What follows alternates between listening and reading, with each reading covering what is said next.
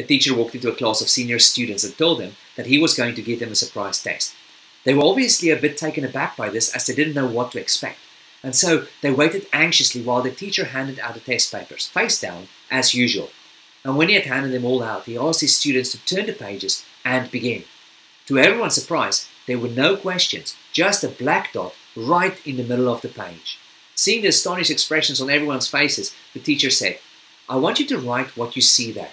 You've got 10 minutes starting now." This was a bit weird, but it was still a test, and so they started frantically writing. After the 10 minutes were up, the teacher took their papers in and started reading each one of them aloud in front of all the other students. All of them, with no exceptions, described the black dot. Some put a lot of emphasis on where exactly it was placed on the page, others focused on its size, and some tried more philosophical answers. But it was all about the black dot. The teacher then looked at the class and said, "I'm not going to grade you on this, but I do want you to think about it. Every single one of you focused on a small black dot in the middle of the blank paper.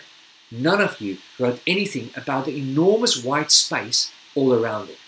You all focused on what seemed wrong with the picture in front of you, even though it was small, and you ignored how much white, unblemished paper there still was."